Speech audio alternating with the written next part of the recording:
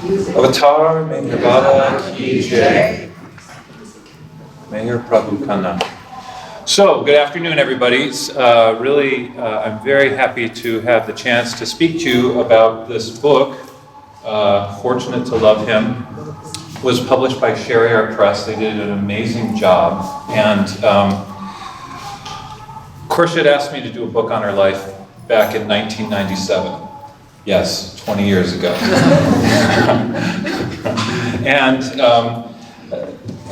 And it was really a gift to me because I got a chance to spend a lot of time with her, hearing her stories, tape recording her stories, videotaping, and all of that. And those stories that she told are what we transcribed and eventually put in the book. 20 years is a long time, and I remember at the 10-year mark, I was getting a little bit discouraged that it was taking so long. And I was talking with Heather, and she said, "Oh, 10 years, don't worry about it. Every good Bible book takes 20 years to do." And I said, you got really? And my eyes got really big. And sure enough, to the year, it's been 20 years. So Heather had it right. What we'd like to do today is start out with showing some pictures of Khorshed. This book is, it's over 400 pages, over 200 pictures. So what I have are a smattering of about 25. They're going to be focused on the early parts of Khorshed's life because that's what the stories today are going to be about. However, this book really focuses on from the beginning. It begins with her father before, and that story I'm actually going to tell that today, before Khorshed was born, and then the book kind of winds up about the time that Baba passes. I'm really glad that Peter is here because he is. If there are some of the pictures I'm going to show. I know some of them where the context, but I'm hoping that you all who have more experience and know the pictures better can actually, for the ones that I don't really know what the context is and who everybody is in the photo, maybe you guys can help out. So let's start out. I've got about 25 of these and then we'll go into the stories. And by the way, very good that you got Asha and Sudam to come up. They have the best stories. The ones that I have, you'll read in the book, but the ones that they have, those are the real ones. And really good. Okay, there she goes. All right, so let's try. This is the Blue Bus Tour. And you can see Khorshed there with Mara and Baba. And who else is in there? This is actually August 1938 a picnic before the Blue Bus. Okay. This is North Baba Doctor. Near the Tower of Silence, probably became Mayor Mandali. One moment, please, Mr. Nordin. I couldn't hear you all the way through. This is actually August 1938 on a picnic north of Ahmednagar. While the work on the hill was being done, the women Mandali were staying near there in the public works bungalow before the hill was completed, the renovation on top of the hill. This is Khorshed right in front of you, right here. Now the Western women had just come. Most of them, some of them were in the previous ashram, but they came back to India in 1938 to be in the expanded women's ashram. So that's Mara there, Khorshed. Nadine told story, Rana was in the back there. And this is Vishnu's mother, Kakubai.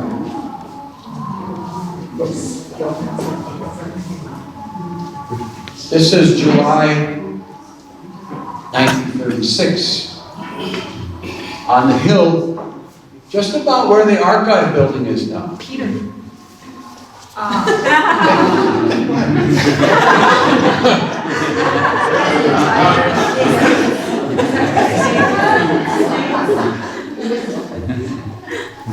So this is Naja here, Khorshed, Mera, Baba. This is Walu, right here. And this is a servant named Bagu. Remember Bagubai?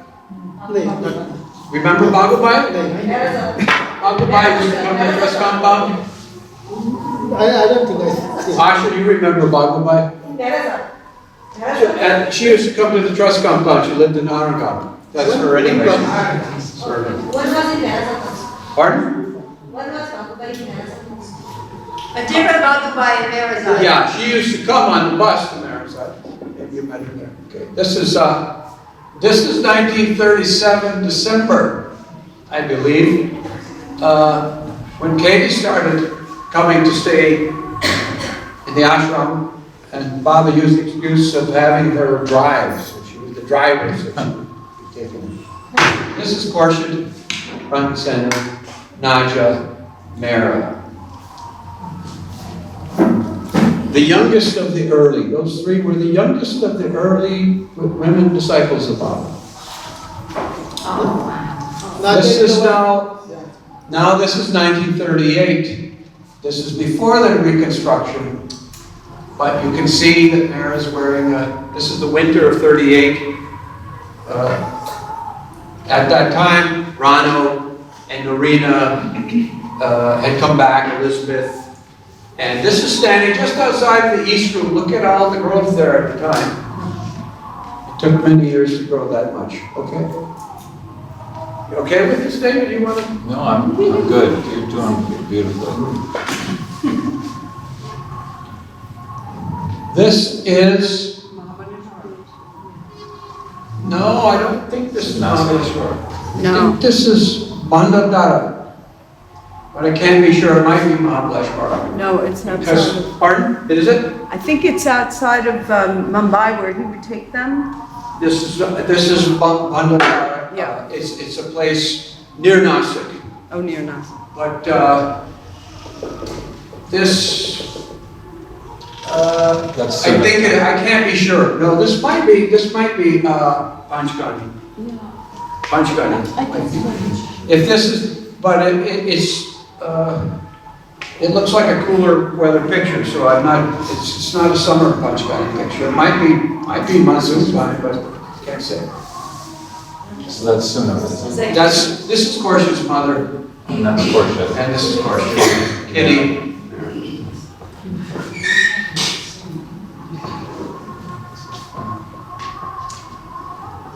Okay. This is on the hill. And again, you can see some of the growth they had at the time. This is Rano, Naja, Mera, Khorshed, Kitty, and I don't know who that old woman is. This is at the kitchen on the hill. You recognize the position, right?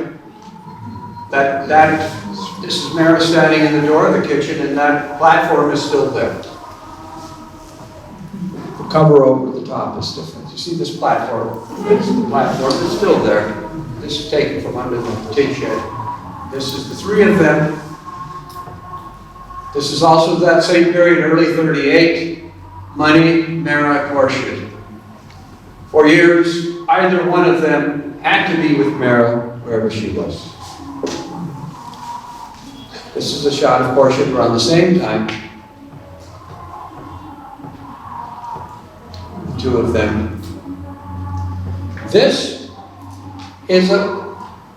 is taken east of the kitchen. Now, Baba's bathroom and Mera and Mani's bathroom is built where this wall was.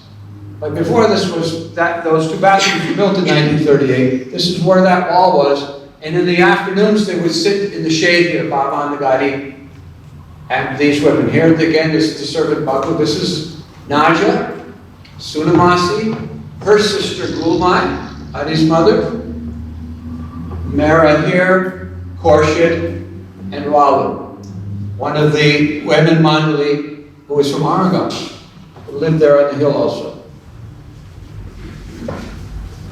This, I believe, is in Mysore. Yeah. This is the daughter of one of the old disciples of Baba from Ahmednagar from the 20s. Her name is Indu. Khorshed Naja Mera. Mani at the time was having a mastoid operation in the hospital there. This is the same thing again. Mani, Mera, Indu, Khorshed, and this is Walu, and I don't recognize who that is. Somebody from Oregon might know her. And again, this is from July 1936, taken in the area where the archives building is now. So Walu, Khorshed here, Baba, Mera, and Naja. This is in Nasik in 1935. They went there for the summer months, March sometime, for a few months. This is Sunamasi here, Mera, Baba, Gulmai, Naja, Khorshed here, and this is Walu, I think. Yeah. And this is Franny, Mera's sister Franny, who lived there in Nasik. Yeah. So why don't we leave it at that? Okay. Thank you. Okay.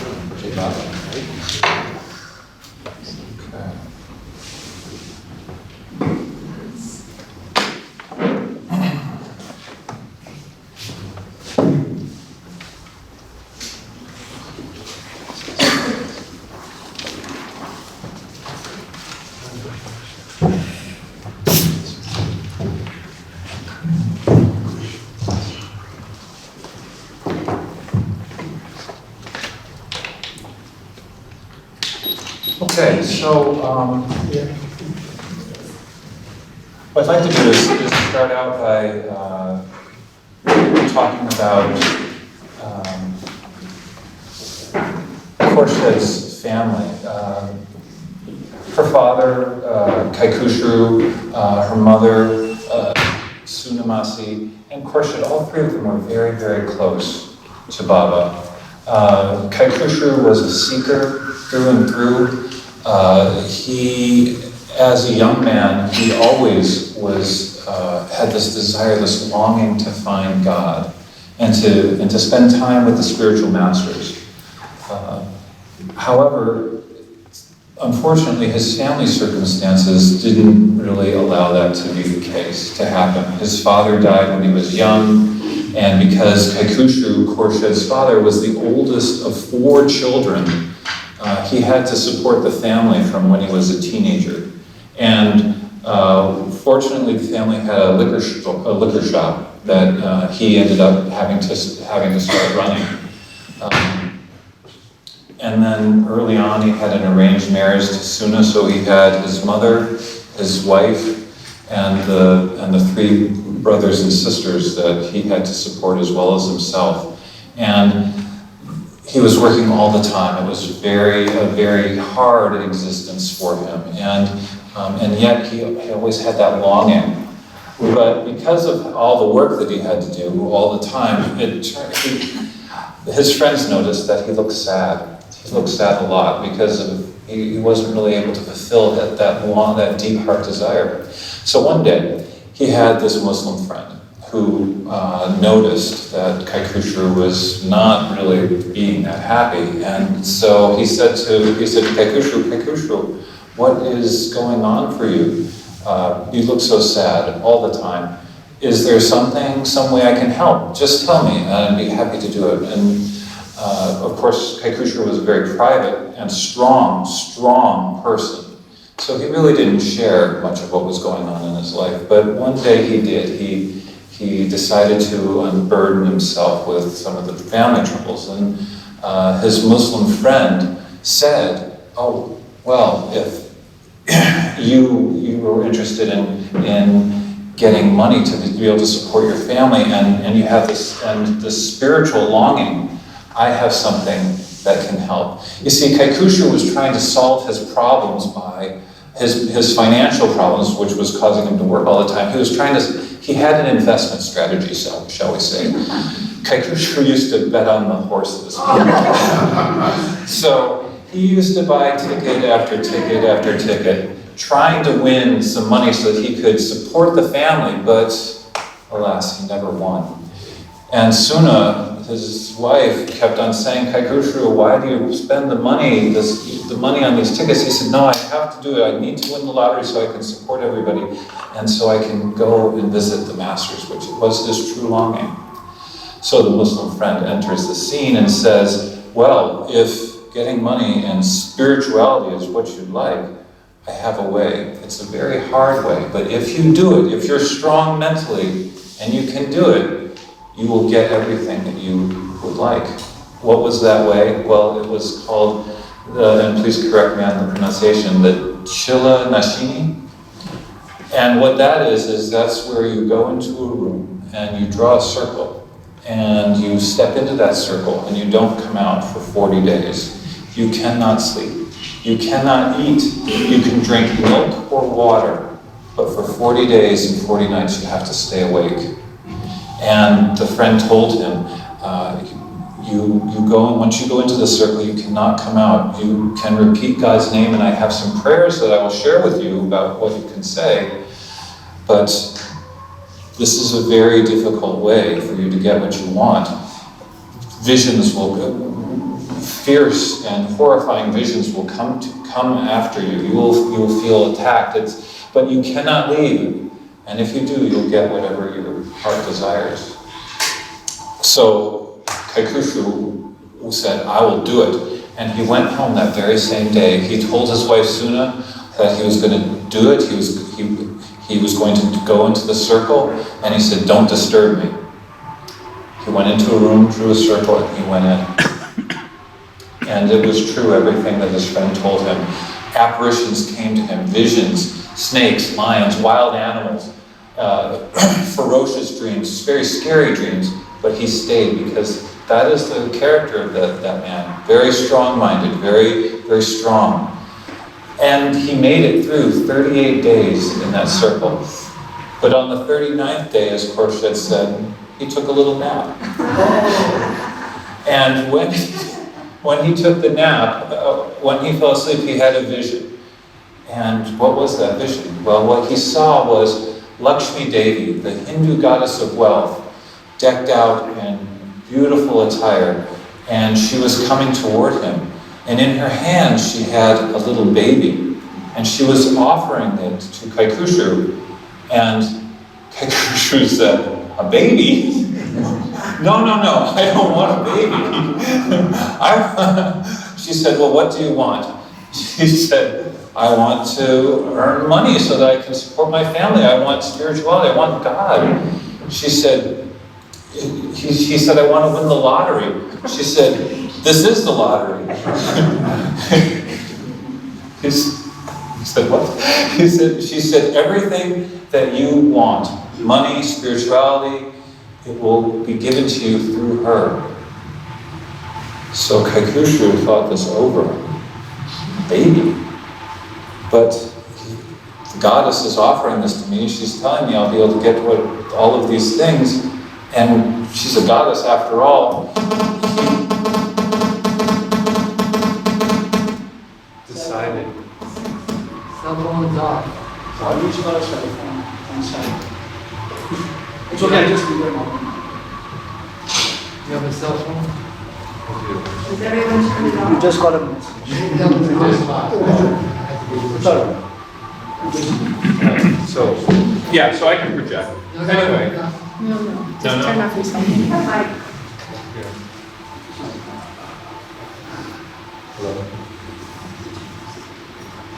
Leave that number.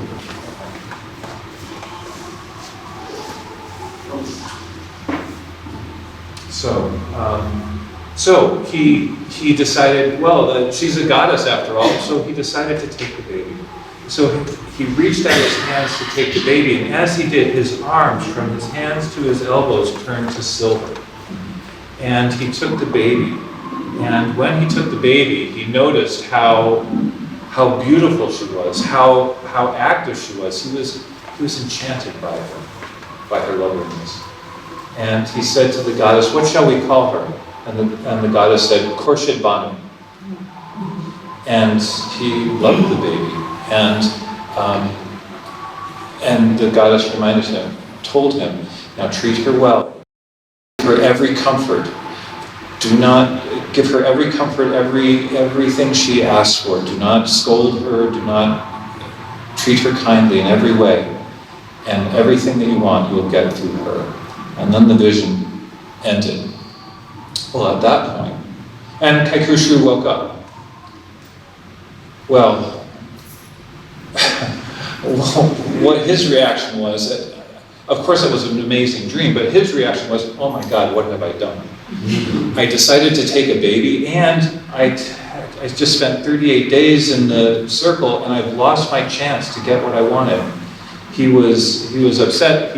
He got up, he left the house, and he started walking on the road. And as he was walking on the road, there was another man coming the other way. And the man turned to him and said, as they were passing, he said, "Would you like to be my partner?" And Kaikushu said, "What? What?" The man said, "I have a jewelry shop in the fort area of Bombay, and I need a partner. It's a very big shop. I have 11 boys to manage, taking care of things, but I need someone to help me manage it." And Kaikushu said, "Yes, I'd like to be your partner." So that was done, and the family's fortunes changed practically overnight.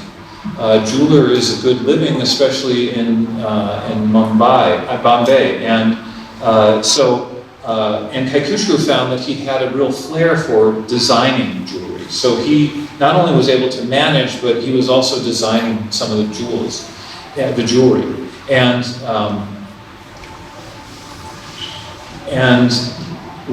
what happened was he then didn't, and because of the affluence that was coming to the family, he gave away the liquor shop to his brother, and he was able to not spend every day trying to grind out a living for the family. He actually had time to go and visit the perfect masters, and he did. He visited the different perfect masters, Tajuddin Baba, Narayan Maharaj. He visited saints that came by, and he visited Sai Baba. And Sai Baba eventually led him to meeting with Pasni Maharaj. And so in 1917, by that time he was seeing Pasni Maharaj only. And Kaikushu, because he was, I'm guessing you all know the family relations, Gulmai was Sunamasi, Khorshed's mother's sister. So Gulmai was Khorshed's aunt. And many of the close ones that Baba had in the early years were related to Kaikushu and Suna and Khorshed. And Kaikushu was very instrumental to bringing them to Maharaj and eventually bringing them to Baba. And so it was. So during those years, in the early teens, Kaikushu was visiting with Pasni regularly, and he would see Baba from time to time at Sikori. And he would come home with the news one day in 1917, I believe. He saw Merwan. Meherabad was called Merwan then.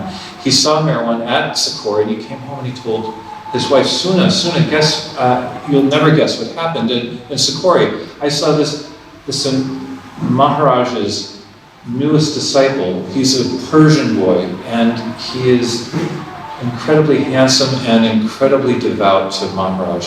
He is something special, because Kaikushu had an experience of Baba's divinity when he first saw him. And Khorshed, at that time, had been born, and she picked up, whenever she heard about Baba, her ears picked up, and she wanted to know everything. But let me backtrack a minute, because after the family had gotten that wealth, Khorshed was was born, and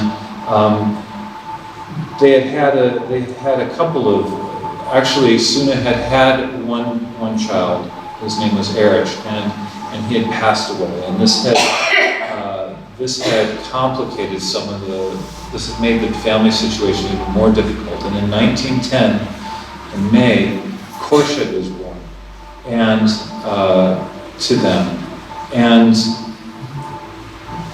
Kaikushu was not remembering the vision that he had had of Lakshmi Devi at the time, and so they wanted to find out what the name of the baby was. So they took Khorshed, they took the baby and Suna and the family to an astrologer, and they asked, what should the name of the baby be? And the astrologer said, Khorshed Bandhu. And at that point, Kaikushu remembered, oh my goodness, this is the baby that Lakshmi Devi had given me. This is the one we've been waiting for. And so they raised Khorshed in that very loving environment. And Kaikushu took Khorshed to see Upasi Maharaj. And during those years when Kaikushu brought back news of seeing Merwan, Khorshed always was interested. She was very curious by nature, and she was always interested to hear what her father had to say about Merwan. And she had this longing to meet him. And so the years passed, and in 1922, in April, so I'm just going to take a few selected stories, right? Because there's not enough time to do a lot of them. So in 1922, a letter came to Sunamasi from Gulmarg, and the letter said that now is the opportunity for you to meet Merwan. Merwan would like to celebrate Upasni Maharaj's birthday in grand style in Sakura. And you can come to Ahmednagar, bring all kinds of decorations, firecrackers, lights, candles, gas lights, things for prasad. Bring it all in a box and bring it to Ahmednagar station, where we'll get on a train and we'll meet Merwan. And so getting all of these decorations was not a problem. The family was very affluent at the time. And so they brought a box. They got a box and they came to Ahmednagar station. And of course, Khorshed was so excited. She couldn't wait to meet Merwan. She was on the platform, waiting for the train, asking every 5 minutes, when is the train coming? When is the train coming? Because she wanted to meet Merwan. Finally, the train came from Pune and it arrived. And Khorshed couldn't wait. She ran to the train and she opened the door, got up on the train and had to step over a woman that was sitting there near the door. She said, "Where is Merwan?" And the woman said, "He's over there." Now that woman happened to be Shiranmai, Baba's mother. But Khorshed was focused. She wanted to find Baba. And so she walked through the train trying to find Baba. And finally, she saw him there. And she said, "Oh my, he is so beautiful. He is as beautiful as my father described and more." His skin was light brown. His eyes so active, so alive. His cheeks like rose petals. His smile, she was drowned in his beauty. She fell in love with him at that very moment. She thought to herself, she felt in her heart such deep satisfaction, like something that she had lost, she now found. She said to herself, "Oh, truly, all of my life, these past 12 years has been wasted before seeing him. And she fell in love with him then. Baba said to her, "Who are you?" And she said, I'm Adi's cousin, Khorshed. "Oh, good, come sit down." And so they had this train ride to Sikori. And every time, at every stop, Baba would get down from the train and play ball with the Mandali. He was so active, so alive. She watched his every move, and she was just enchanted. The train made it to Sikori at dark, and Sikori at that time there wasn't much there back in 1922, and so they couldn't find a rickshaw, they couldn't find a vehicle. What they were able to do is find 3 tongas, and they found one for Shireen Maya, one for Gul Maya, and one for Khorshed and Suman. And they took the tongas to Sikori. It was a bit of a ride. That night, they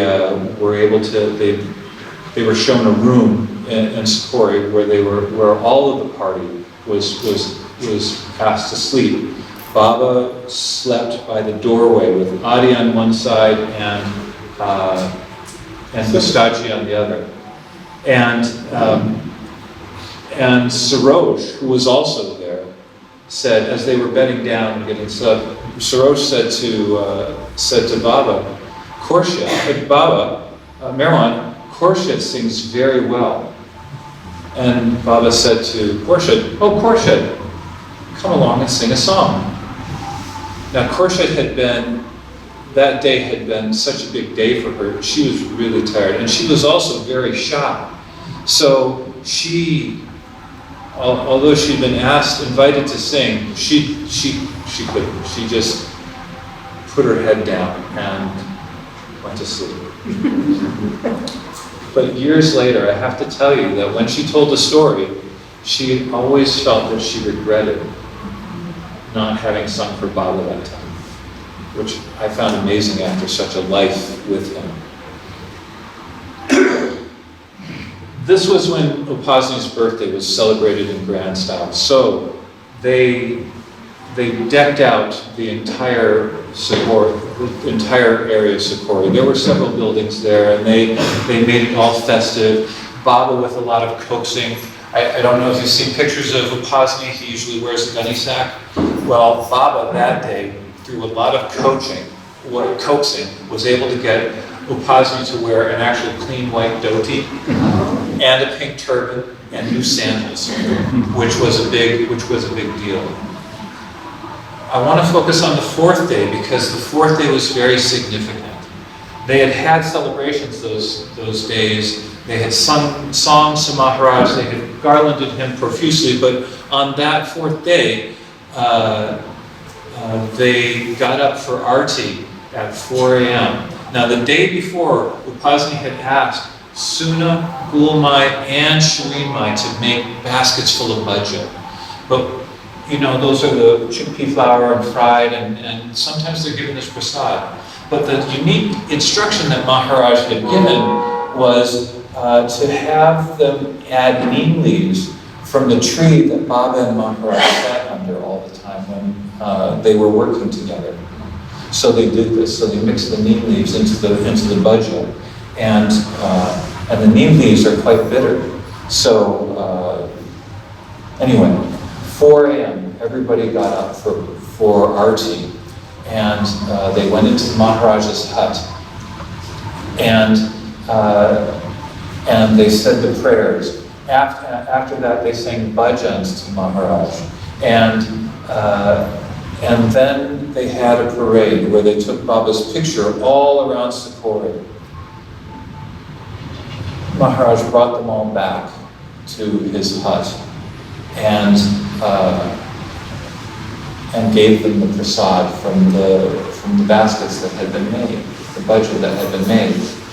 And everyone had it, and they felt that the bhaja was just delicious. They thought it was so tasty.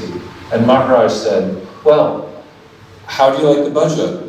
And everyone said, oh, it is so delicious, we love it. And Maharaj, is there any bitterness to it?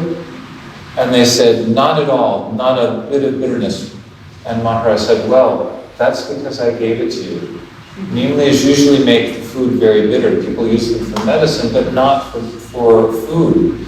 And these bhaja tasted delicious.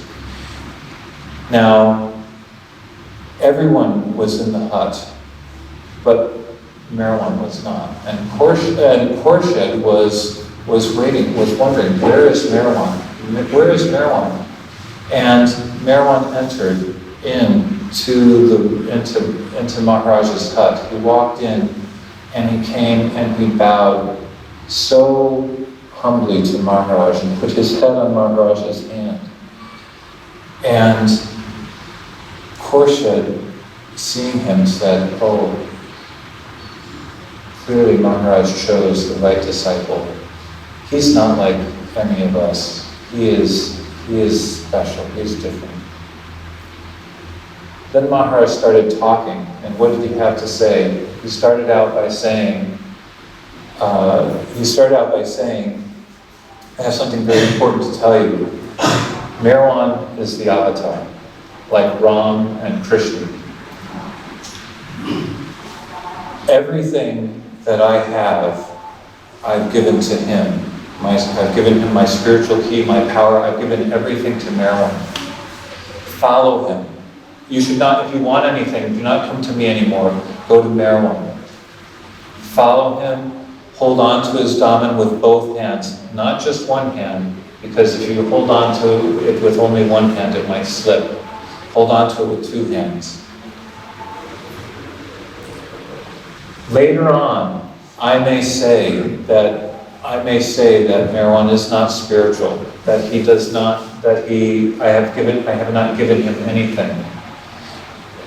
Do not believe that. Listen to what I am saying now. Meherwan is the avatar. And this was quite stunning to everybody. And then Upasi said, now you all must go back to where you came, back to your homes. And so the crowd that had been gathered there dispersed. And there were all kinds of folks, Parsis, there were people from various parts of India, there was Muslims, Hindus, all of them were there. And so they all prepared to leave. And so Meherwan also said, you have to leave. I'm going to stay for a few more days, but you all should go back to where you were from.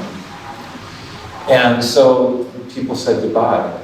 And as they were saying goodbye, first they said goodbye to Upasni, and then they said goodbye to Meherwan. And so Shireen Mai first, then Gulmai, and then as Suna Masi was saying goodbye to Meherwan, Meherwan said to her, would you like to come and live with me? Suna was taken aback. Yes, she said, willingly. And because Baba had the habit of asking the same question a couple of times, he said to her, would you come and stay with me? And she said, yes, I'd love to. And then she thought, but how? You are always moving about. There's no place to stay. And so Baba said, later on, I will have a place, and at that time I will call you. So will you come and stay with me? And she said, yes. And he asked her for a promise. He held out his hand, and she put her hand in his, and that was a promise made. Now, Khorshed was thinking, oh my goodness, my mom's going to be going and stay with Meherwan. Surely he's going to ask me. And so she went to embrace him, and she looked into his eyes, and all Meherwan said was, I'll see you. do well in school and I'll see you soon. And she bowed her head down to him, and she was crushed. She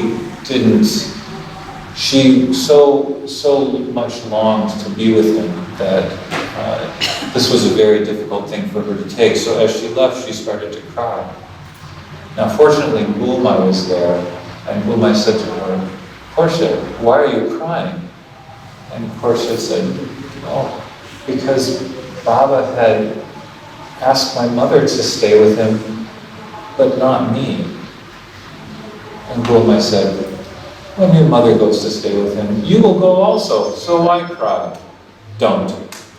And that comforted Khorshed, and she felt better. But that was when she heard the status of Meherabad. Was it back in 1922? She had felt it all along, but then that's when she heard it.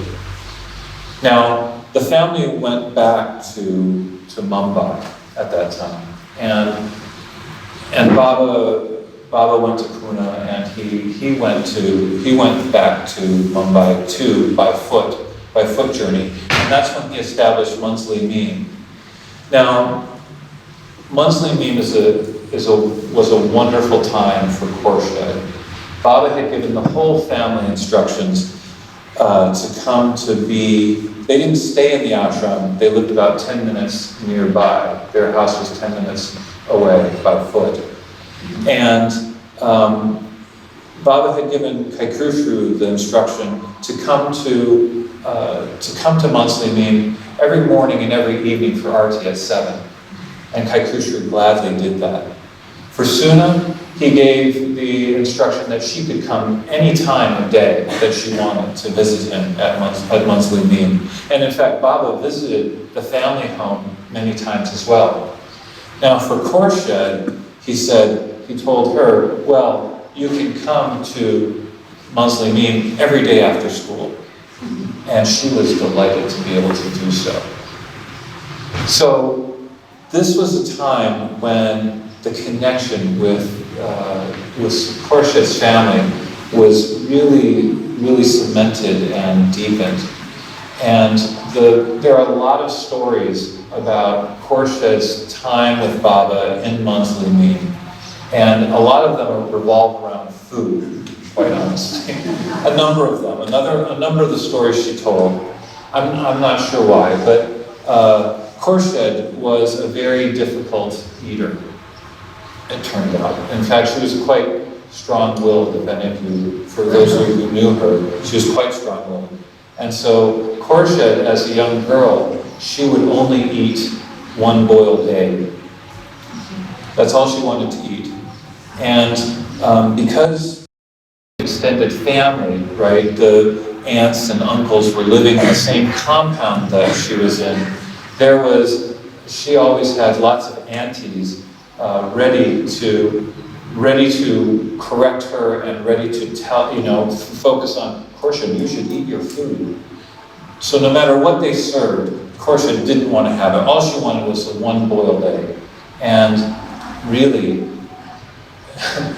they would try to cajole her, they would threaten her, Khorshed, if you don't eat the food that we prepared for you, you can go to bed without anything. And Khorshed, of course, her response was, fine. She would just go to bed without. This was the nature of the thing. Well, the first day that Khorshed went to Mandali Meme, she'd waited all day. She'd been at school, she'd waited all day, and she went to Mandali Meme. And what Baba asked her to do was, of course, at that time, there were all the men Mandalis staying in Mandali Meme, all of the early disciples, Ramju, Adi, all of them. Even though many of them were Khorshed's relatives, she could not speak with them. She was only allowed to speak with Gustaji. And so during that time when she came to visit at Mandali Meme, she would either stay with Baba in the upper room where Baba would give public darshan to people, or she would be staying with Gustaji. There were two rooms off to the side of the main room, and one was for Gustaji and one was where Baba had was staying. And so she stayed with Gustaji. And And that was a sweet time for her. She got to know Gustaji very well, and she admired his kind and sweet nature. How old was she? This was 1924, so Khorshed was 14. 22. It's 1922? Yeah, wasn't it? 22, sorry, it was 1922, she was 12. So she first met Baba when she was 12, and this was 1922. So anyway, the first day that she was there, she was talking with Gustaji, and she heard a bell ringing. And she didn't know what it was, but Gustaji told her, Khorshed, here, come and take a plate. Baba is serving dinner to the Mandali. Well, Khorshed didn't know what to do. She hadn't said, she knew Baba had no idea about, well, not they didn't have any idea, but she hadn't told Baba about her food preferences, shall we say. And she hadn't said anything to Gustaji about only eating eggs. So she was a little bit concerned. So she actually made some excuse, like she wasn't hungry or whatever. Gustaji said, okay. And he kept on doing his business, and Khorshed was staying with her. But Khorshed, for those of you who knew her, she had a very inquisitive, and she was always very curious. So she couldn't help wanting to know what was going on.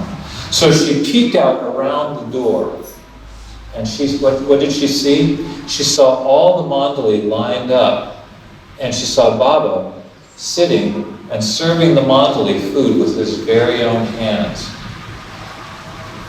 Well, what happened? Khorshed got jealous. All these people getting food from Baba by his own hand and not me? She would have none of it.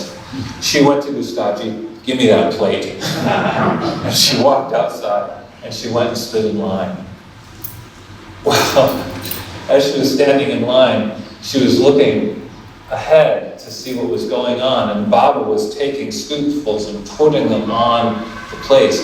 And she was looking and saying, oh, Baba. She said, he's giving so much. And of course the rule was anything that was put on the plate, you had to eat. And then she looked and she said, well, what was he serving? Cauliflower. Now there were a lot of things that Khorshed didn't like, but cauliflower was one of the ones that she didn't like the most. So she comes up to the beginning of the line, she holds out her plate, and Baba gives her an especially large portion. And he said, now you have to eat all of it, because of course Baba was speaking at the time. And she looked at it, and she thanked him, and she walked away, and then she said, I have to eat this. I have to eat it. Baba has given it to me. I have to eat it. And so she ate all of it. It was a little bit rough. And, but what happened? Now, Khorshed, by the time she finished eating the cauliflower, she kind of liked it. And in fact, every day they were serving something, Baba was serving something different. And every day she would have something new, and she ended up liking it. So after a short period of time, she was liking pretty much everything. And even though the immediate, so I said that the extended family, Kaikushu had brought many of the early disciples to Baba of the extended family, and that's true. But Kaikushu's immediate family, his brothers, his sisters, they were on the contrary, they were quite against Baba. And so, but when they saw Khorshed eating, they had to admit, this is a miracle. Only Meherabad could have done this.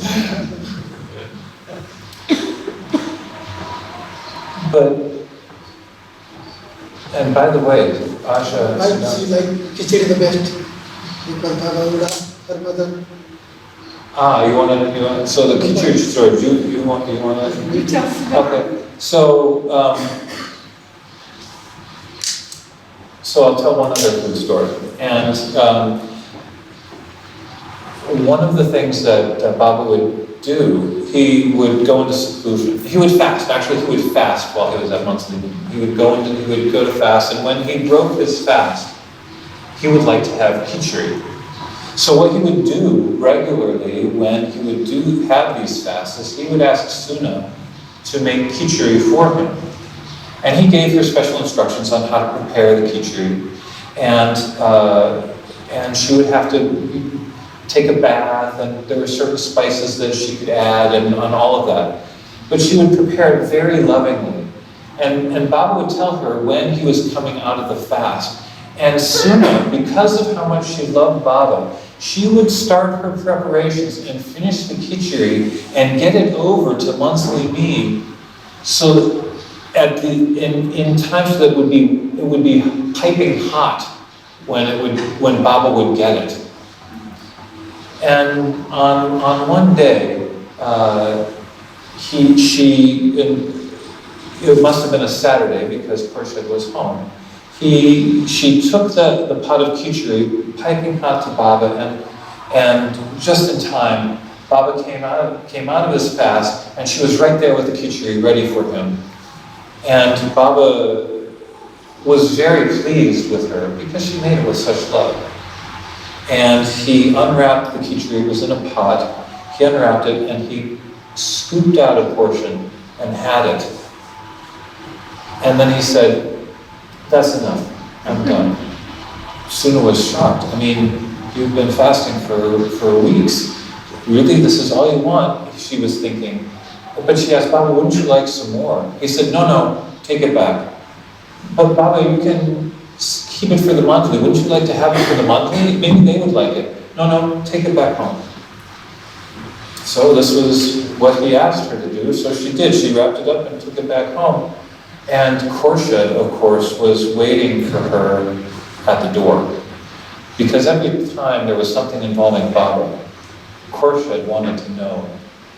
And so when Suna came in, Khorshed was very excited. She had to know all of the details. Did Baba like it? How did he eat it? Why are you bringing back so much? And Suna said, wait. She had to take her wrap off and everything. She said, wait, I'll tell you everything. So she told Khorshed the whole story about how Baba had his hand into the khichdi and taken it. And then how he unexpectedly had asked her to take it back home. And Khorshed, of course, being 12, he must have sent it back for me. Baba ate out of this pot with his own hand. She looked at the pot, and she saw his handprints in there from where he took the khichdi, and she asked no questions. She just dove in and started eating it. Now, by the way, as Saddam was saying, she hated khichdi. Now, cauliflower was bad, but khichdi was even worse. She didn't have a second thought. She just dove right into the khichdi. And after that, she actually loved it. It became her favorite meal. But there are a lot of stories in the book of these monthly beam days because they were a unique time when Khorshed was there. What I want to focus on in this period of time was, as the days passed with monthly beam, Khorshed's focus on Baba grew. And her love and longing to be with him grew more and more and more. Khorshed had been an exceptional student, very bright, very clever. She was top in her class all the way through school, and of course, because she was a jeweler's daughter, she went to the best schools in Mumbai. And because she had musical talent, she had voice lessons, she had harmonium lessons, not from any teacher, from the best teachers around.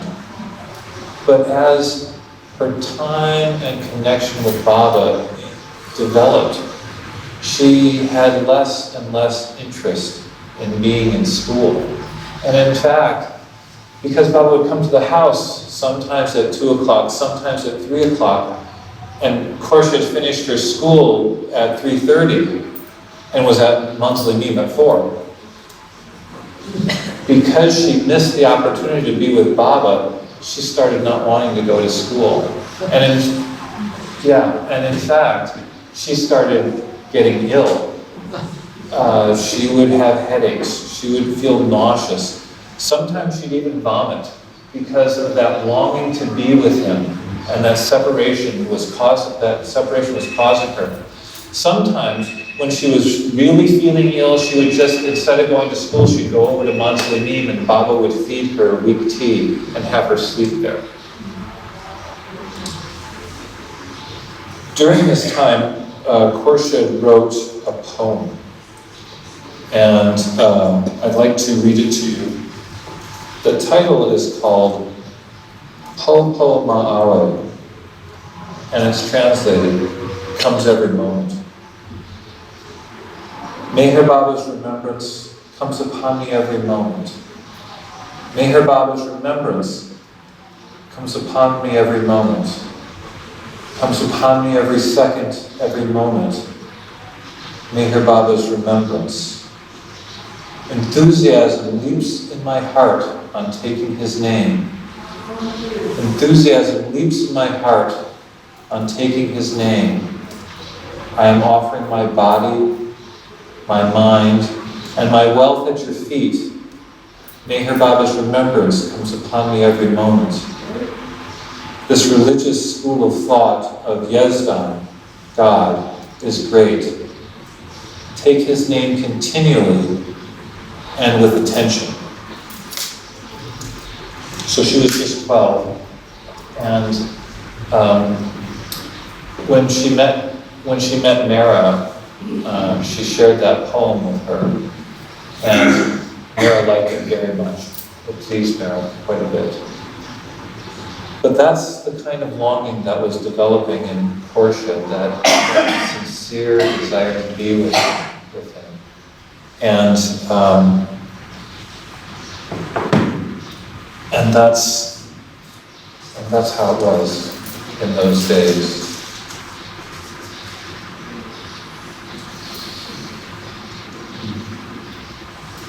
Now, time passed, and is there a story that you'd like to tell us about? No small thing that maybe many people know, that she took Meher Baba's name last. Alan is the witness. Alan came in the doorway when he heard that she is not well, and she said, Jai Meher Baba.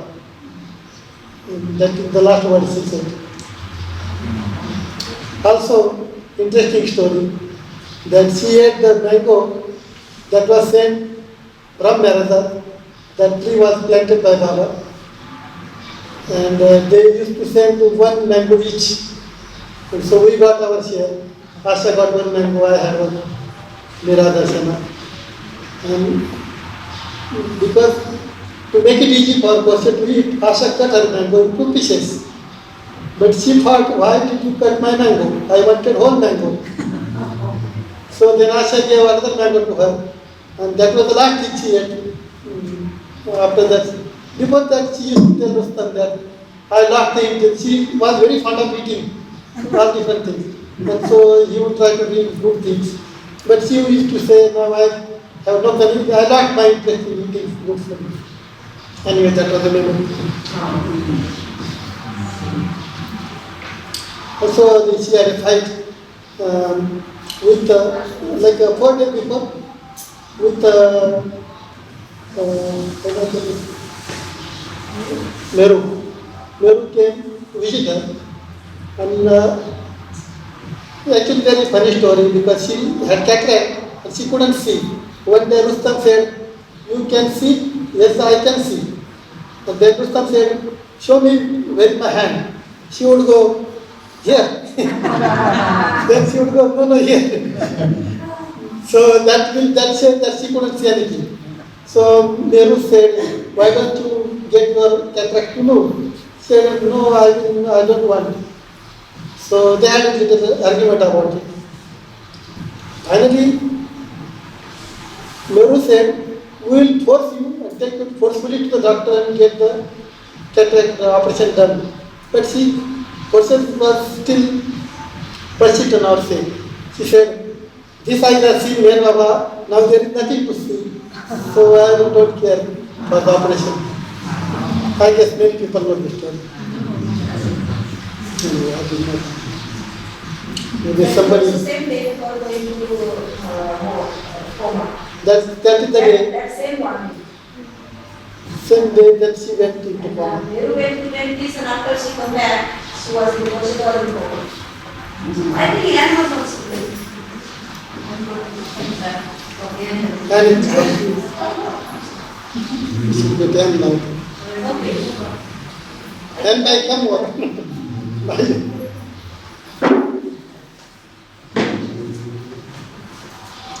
Is it okay? David? Yeah, totally.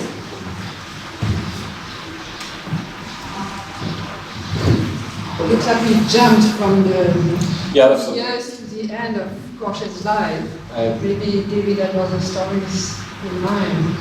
No, you can tell more, but because Because of course when I knew Khorshed was in the 80s and she was this very sweet old lady and I loved to be there because it was like a normal place with Asha and Sudam and little kids. So it was quite a relaxing place compared to Meherabad and all the spiritual training. So I really love to go visit Khorshed. And one thing was striking that she always had dreams. And she also had many health problems. So as a doctor was often called there. And she would tell me, last night I dreamt I saw Mera and Baba. So, I didn't know much, so I thought she's sick. She had a dream of Mera and Baba, so that means she's going to die. So each time I would write a note to Merazad saying Khorshed has severe bronchitis and she had this dream and I think the end is coming. And it happened so many times. It's also in the book. I mean, she had so many dreams. She knew what was going to happen. She was, she was connected to some other world. And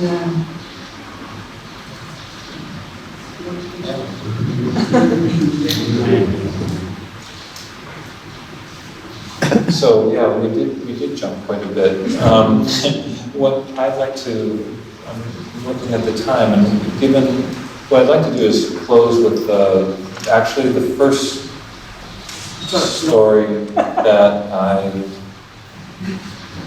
actually like to close with the first story that Khorshed told me, because when I met Khorshed for the first time, Tony Griss had, I don't know, for those of you who know Tony, he had escorted me to, he said, there's this, I know you probably met all the Mandali and Meherabad, but there's one Mandali you haven't met. You gotta meet her. She's staying in the trust compound. And I said, okay, it was my first trip. Sure, that's great, that sounds wonderful. So I went to visit Khorshed, and Tony was bringing me along and introduced me to Saddam and Asha, and then took me into the room with Khorshed. And when I walked into the room, I saw Khorshed there sitting on her bed, and she was with her braids and sitting there, and she had a beautiful smile. But what struck me even more was that when I walked into the room, I saw this halo around her head. It was a thin gold band. And this was my first trip to India, so I was like, wow. And she just chuckled and said, invited me to sit down, and she told me a story. She said, Baba, did you know Baba liked flowers? And of course it was my first time. My only readings had been the discourses. And I said, no, I didn't know that. She said, do you know how I know Baba liked flowers? And she told me this story. And it was set in 1927. Khorshed, of course, wasn't talking about the dates, right? And Mera and Khorshed and some of the other women were staying in the bathing rooms down in Lower Meherabad. And there was a compound with matting around it, and there had been a hut made for Khorshed's parents, Suna and Kaikushru. And Baba was in seclusion. The crypt, the tomb, the pit had just been dug, and Baba was going into seclusion at that time. And the girls were there, and they had so many duties, of course, to make chapatis and food. Khorshed was making 500 chapatis a day at that time for all the Pramashram boys, and all the things that were going on the hill. And I don't know if you knew this, but Khorshed actually was made Baba's sadras at that time. And the Kamli coat that Baba wore, Khorshed was one of the people, was at least one of the people who was patching that on a regular basis. And And the chapel. and fixing his chapels. Chapel, that one chapel particularly used for years and years. So this was some of the things that she did for Baba. Anyway, Baba was going into seclusion for a while. They didn't know how long that he was going to go there. And for those of you who have known the stories about Khorshed was always thinking about ways to show her love for Baba. There are so many stories where she would have this idea about something to do, whether it was drinking Baba's hand washing water, or pushing, trying to give him an embrace, pushing Mara to give him an embrace when she actually kissed him. There's just so many stories where she had this idea about what could we do for Baba? What more? How could we show our love even more? The collecting of the lint where Baba would sit, right? Even when Baba had lice in his hair, they took the lice out of his head, and Khorshed saved that thing for years, right? It's how can we show more and more love for him? So Baba was going into seclusion, and Khorshed was thinking, she was so upset, we aren't going to be able to see Baba, because he was visiting them every day. We're not going to be able to see Baba. What to do? So she's thinking and thinking, how can he'll forget us? What are we going to do? So Khorshed, and by that time, with all of the schemes that Khorshed had come up with, all of the women relied on Khorshed to come up with a scheme how can we get Baba to remember us? Khorshed, you tell us. You let us know. Whatever you think, we'll do that. So Khorshed came up with this idea. Well, we have to send him some flowers. That'll help him remember us. But they were kind of restricted to being in that enclosure, so how would they get flowers? And by the way, it's not like they had any money either. So Valu, who you saw in the pictures, was helping, and she did not have the same restrictions. So Khorshed told the story about the idea about making some flowers and garlands for Baba, and everybody liked it. And so they asked Valu if she could get some flowers, and Valu said, "Oh yeah, there's a dried up riverbed about a mile away, but there's some oleander flowers, and they look like roses that I can get." So Valu went out to get the flowers, and she brought a big basket full of flowers back. And Meryl was so happy, and all the girls were just so happy, and they put the basket to the side in the room, and they were all excited. But they had so many duties; they had to keep working all day. So at the end of the day, they were able to start looking at the flowers, and they laid them out, and they just admired them because they were just so beautiful. And when dark happens here, and so all they had at that time so this was after dark, when they were now going to start making these garlands for Baba. And so the only light that they had was a kerosene lantern. Okay, well, so the light that those things throw is very dim. Well, guess what? If you're going to string flowers for a garland, you've got to thread a needle. So they were using that kerosene lamp and working to thread the needle, and it was difficult. But what they were able to do is there were so many flowers, they were able to make a beautiful garland for Baba, wristlets, and flowers to go around his ankles. And then Mera designed a crown, and they made that out of the flowers for Baba. And it took them quite a while. In fact, they were up until 2 a.m. making these flowers. But they were so happy because they were doing it out of love for Baba, and they were so excited that they were going to give him a gift. Now, so they wrapped up the flowers and they set them aside. Now they didn't know how Baba was going to react. He was in seclusion after all. So they didn't know if he was going to like it or not like it, even though they had made it with such love. So what to do? How to get the flowers to Baba? They couldn't leave their compound.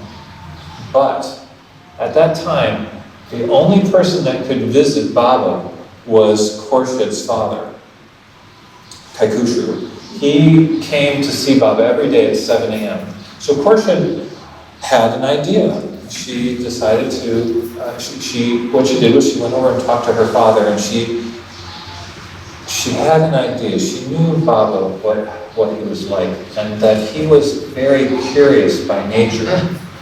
So if her father was just going to give Baba the basket, that wasn't going to work. But what the idea she came up with was to ask her father to bring the basket up to Baba, but don't give it to him. Set it on the side in his line of vision, but don't say a word. Don't say a word about it unless he asks you. And so Kaikushu, he just didn't question. He knew that Khorshed knew Baba very well. And so he just did what she had asked. So he came up for darshan, carrying the basket, and Baba could see him out the window of where he was in seclusion. And what Kaikushu did was he set the basket down, and he went and took darshan from Baba. And then he got up and turned to walk away. And this was in 1927, so Baba was keeping silence. So Baba clapped, and he asked Kaikushu, "What's in the basket?" And Kaikushu said, "I don't know. Khorshed gave it to me. I brought it. I actually don't know anything about it. I don't know anything at all about it." Baba said, "Bring it here, bring it here." And so he took the basket and he opened it up to see the flowers, and his face lit up. And he took out the flowers so gently and admired them. And he said, "Where did you get this? Where did you get this?" He said, "Khorshed gave it to me. I know nothing about it." "But how did they get the flowers?" "I don't know, Baba. I don't know." And not only how did they get the flowers, but when did they do this? When did they have the time? How late did they stay up? He wanted to know everything. And Kaikushu said, I don't know a thing. Well, get the details and bring it and tell me tomorrow. And then Baba took the garlands, and he garlanded himself because no one could touch him at that time. And he put the flowers on his wrists and ankles, and then the crown. And he was just so delighted. So Kaikushu went back down, and the girls were so excited. They wanted to hear what happened. And Kaikushu said, he told them,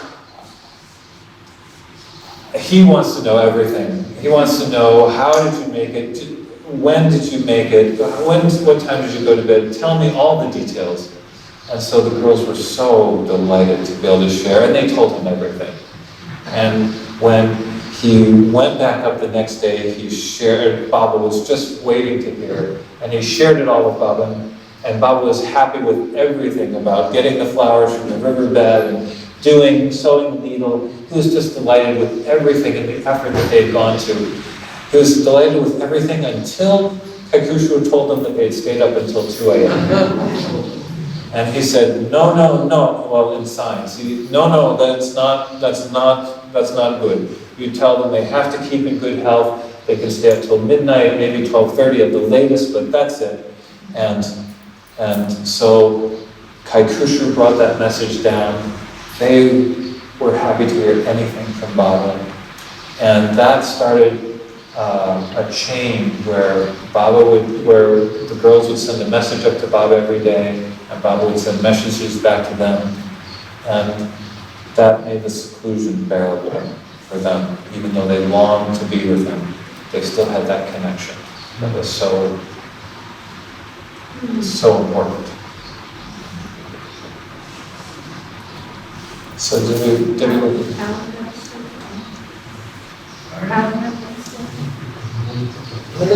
Say something. That is what you want? I have one thing to say. Yes, hold it. Please. That's not good. I met her when she was still living in Bombay. Remember? It was the most important thing I have to say about Khorshed is Khorshed was fun. With capital letters. This lady knew exactly how to have fun in the name of God.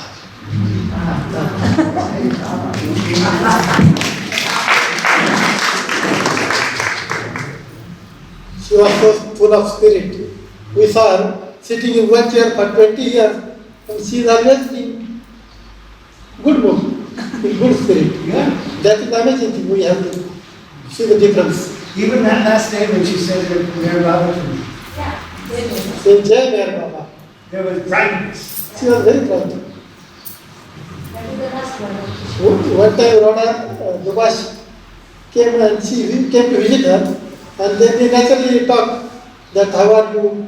She started complaining she had back pain or she had eye problem, and she suddenly person got very serious. He said, never complain. Don't you know how much Meherabad suffered for all of us? She was really serious. And so she had to understand that Meherabad took so much suffering for all of us. She really had that understanding. So we could see, she would never complain. She had fallen down, broken nose, she had injured feet, there was infection, but not much complaints. She would just suffer. And that was Baba's gift to her. She could tolerate all the pains. But she had that lightness about her, Yeah. that lightness of spirit, the classic Sattvic aspect.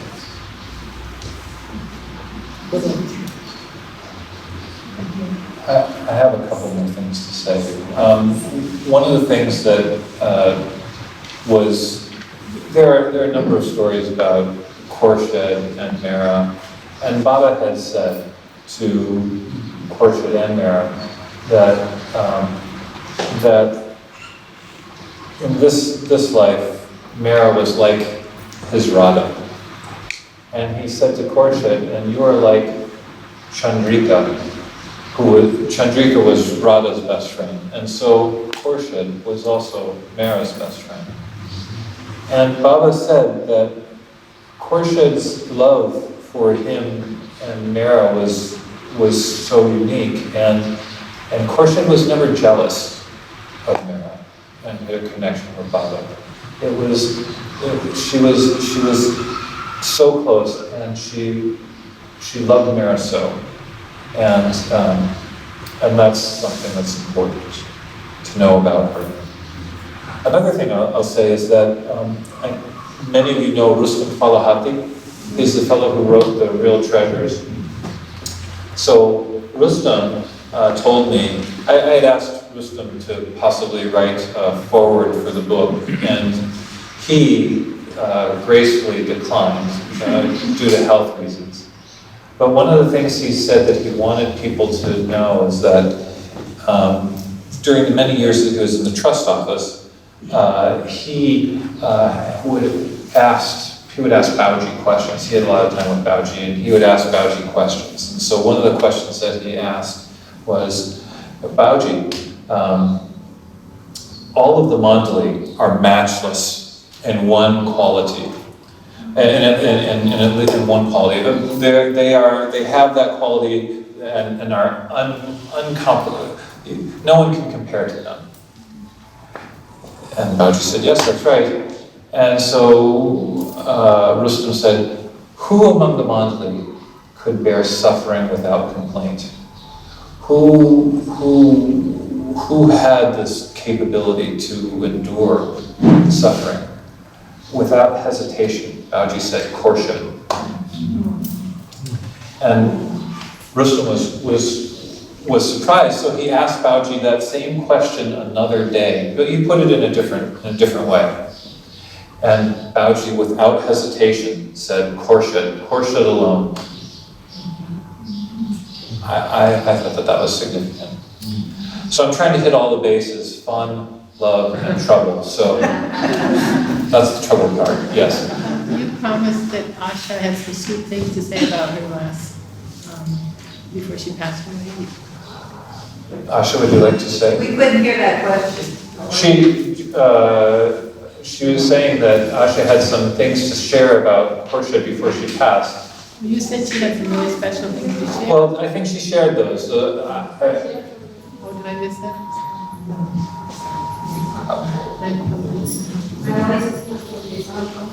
What I said was that if getting these two talking, they usually have some very delightful things to hear, and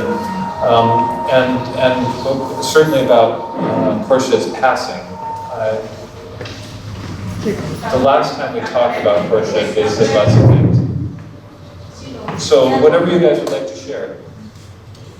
I can tell one more thing, probably many people know. All the father people, Bhasha has better memory about this. Come on, Asha.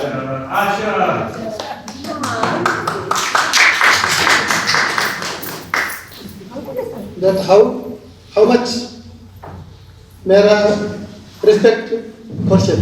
That we notice when they go every 15 days to Aarti, the Khorshed would join them. But after Khorshed was more slow down, then they would stop. And no matter how much other people complain that they are getting late for lunch, but Mera would not listen to them, and she would spend few minutes with Khorshed, and then she would go on. Same thing we with Bauji. Every time Bauji goes out, he would come and meet Khorshed. One time it so happened, he was supposed to go for surgery, bypass. He was going to the hospital. With the saline and the urine bag. In that condition, 4 people walking around, Dr. N was there. He came to say goodbye to Khorshed. Yeah, and To the hospital he was going. same thing happened. Yaraj used to come and visit Khorshed before they go, and all the people are waiting there to say goodbye before they go. After office finished, Mani and Yaraj go out in the car. All the people stay waiting, and Yaraj would walk to Khorshed and say goodbye. So one time it so happened she got some infection or TB.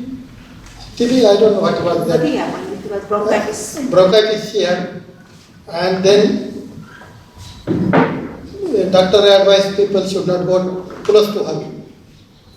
And so Divana was very careful that Yaraj should not go and visit Khorshed. But Yaraj did not listen to her. She said, "Don't stop me. I will talk to her from the doorway." So they kept doing that all the time. So that maybe she had not. And money, Asha, you'd say about money coming at the end of the Money day. comes every day, yes. Hello?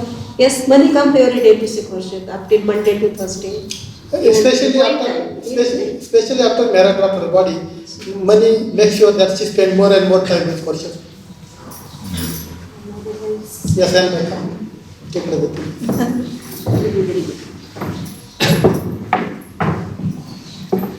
I remember about Mani. When Mani was dying, Mani was in a coma for quite a while. That was Mera. No, I'm talking about Mani. And so I'm at Meherabad, and I would go in the day and relieve the Meherabad people. So after lunch, I would take a nap, and I would be there in Mani's room. And they tell me, this afternoon, Khorshed is coming. So Khorshed was such a strange combination of, childlike quality and that incredibly strong connection to Baba. And I didn't understand much at the time, so I start worrying. How will Khorshed feel when she realizes that Mani doesn't respond, that Mani is in a coma? Will Khorshed understand?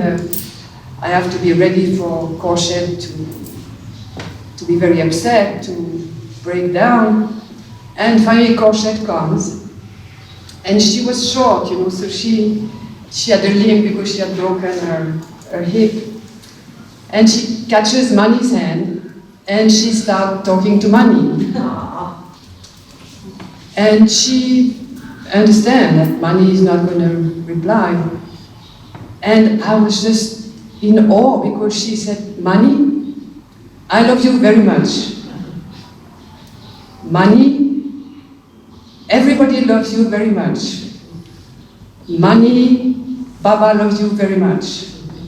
And that was Khorshed's goodbye to Mani, And I thought, in very simple words, she said it all, You are surrounded by love, and this was really somebody who knew what love was. And since I'm here, Sudaman asked me to talk about Khorshed's last days. And it was quite an experience for me. It started maybe a month before she got ill. I am visiting her and I get a phone call. So I go out of the room to answer the call. And I come back and I say, Khorshed, was my mother calling me, so I had to go and talk. And Khorshed is quite upset. Your mother is calling you, but no, you can't go. I said, no, she's not telling me to go to France. She just talked to me. But it was strange. Why did she not want me to go to France? And then a few weeks later, Khorshed had a very serious problem, heart attack probably, and she had told us many times, and Sudam and Asha, I don't want to go to hospital, I don't want tubes in my nose. And so we took care of her at home, and within 2 days, she, after saying Jai Baba to Alan, and after meeting Meru, she's in a coma. And I realized she had told us everything that we should do. She said, when I'm in a coma, she told us that, when I'm in a coma, talk to me loudly, because I will hear you.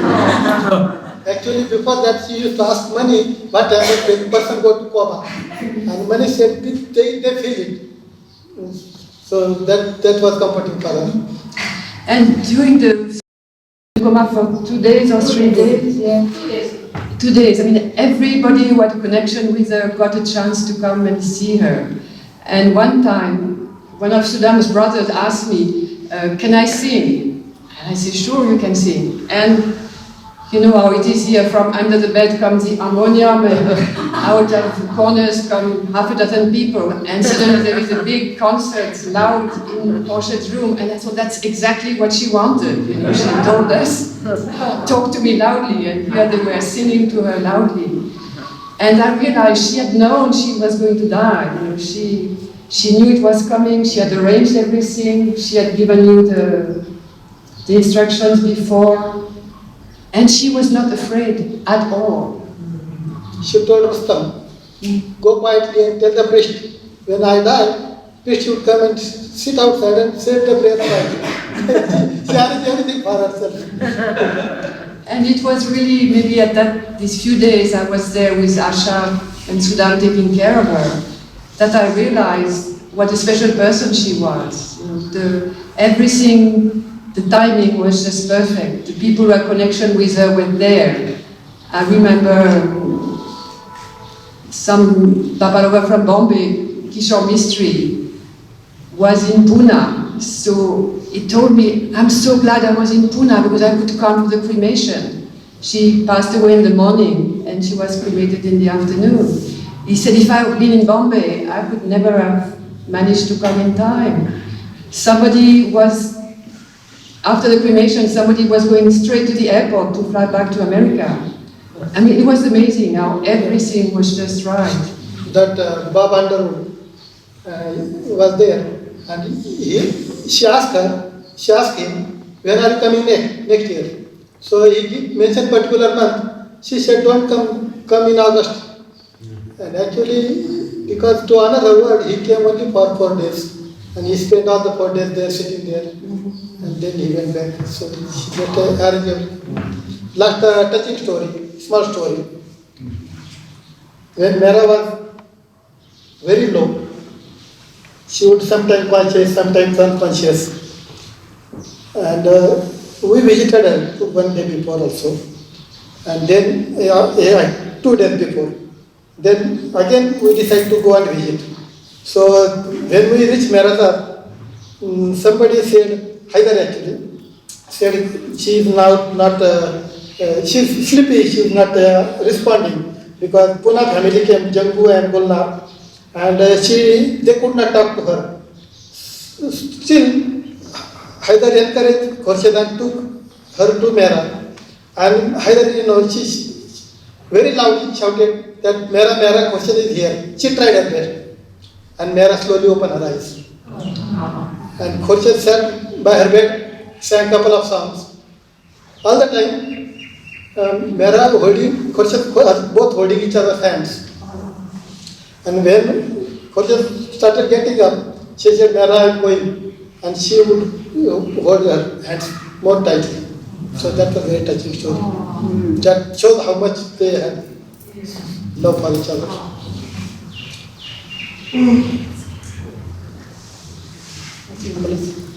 Beautiful story to end. Beautiful. She was really Mera's best friend, and that's very special for Jim.